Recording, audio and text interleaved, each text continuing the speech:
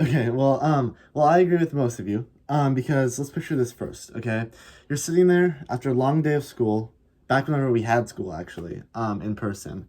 And then you go to about a 4 to 6 hour long shift at work. And then you come home expecting to have, just an amazing meal. But then it already started off bad because right once you got home, you saw a crock pot. And don't get me wrong, a meal is a meal on the table, which is all great and all. But crock pots kind of ruin your vibe. And when you come home to expect to eat. Um, and then you are still hungry, so then you go and you start eating, you start stuffing your face, but then your dad asks you what your plans are for tonight. And I'm thinking in my head, well, eating was my first agenda, but I don't really want to get grounded, so I tell him my plans and I go back to eating. But then, right once I take another bite, they start asking me more questions and more questions, and I just want to eat. And that is why, that's just a little glimpse of why I'm going to persuade you that eating is a time for actually eating. And we deserve peace and not an interview. I will persuade you by giving tons of examples of where eating with people gets annoying. And I know that you've experienced it because, it's just a common thing. Everyone experiences it. So my first topic is going to be about eating with your family, specifically your parents. Oh Lord, the parents. I don't know about your parents, but mine tend to only want to have a conversation with you at dinner time, right? Because that makes the most sense, whenever you want to eat. First off, my parents don't allow me to go on my phone at dinner, because it's like not nice and stuff like that. Um, which is acceptable, except for they set me up sometimes. And so let's listen to this. One day I was eating my dinner, and my parents were discussing about who was president before Barack Obama. And I'm like, first off, you should know that you were like, that was your era. That was like your prime. But they do ask me to take out my phone and to Google it. So I take out my phone and I Google the answer and tell them. But then after they realized that they were, not the brightest and they got it wrong, then they told me to put my phone up and took it away for 2 hours after that. Which I'm like, well, you asked me to take it out, and they're like, no phones at the dinner table. And so that's just another example of how they set you up. Secondly, eating with your parents limits how fast and efficiently you can eat. And efficient is more of a nice way for me to say I like to stuff my face when I eat. Um, so that is just another nice way. Um, but I'm the type of person who stuffs their face whenever they can, especially when I'm really hungry. Um, which which I like to stuff my face to solve the sickness of my hunger. Um, and so now my parents saw me eat fast and go, you can't get a girlfriend if you eat like that. And I just start smiling because um, I realize that I don't need a girlfriend at this moment. I'm hungry, so I want to eat.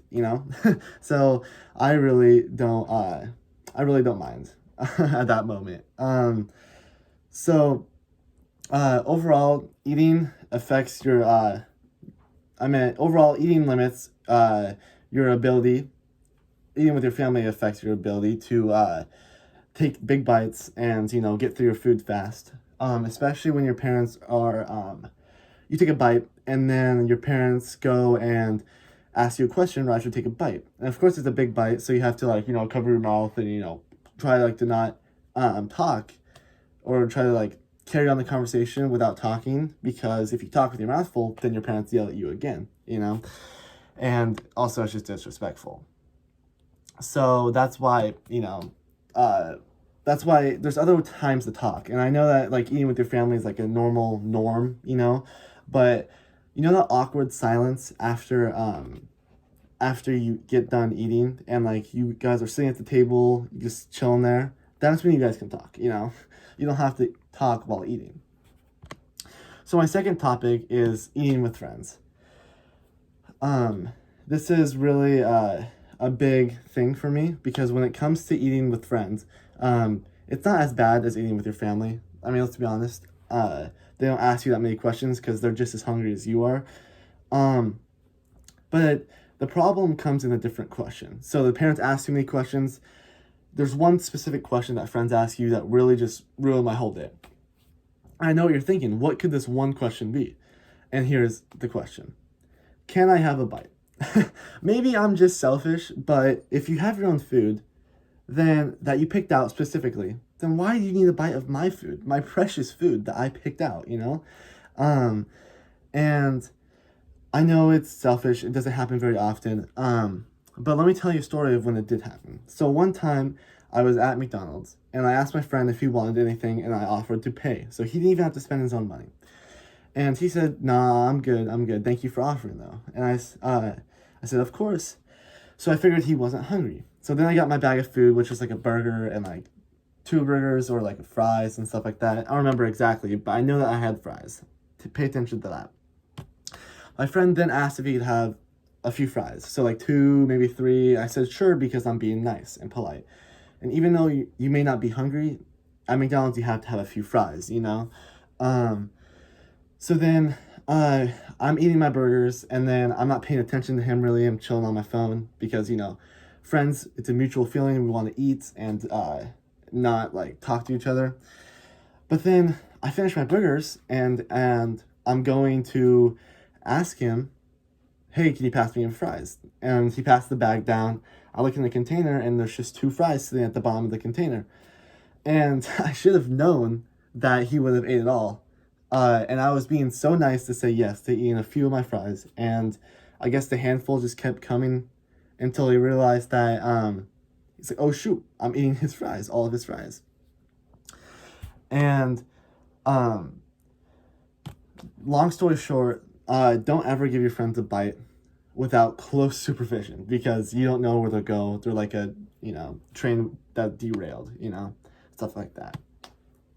But overall, you guys are like, why did this guy just rant for 7.5 minutes about, you know, how long or how you should eat or where you should eat or why eating's so important?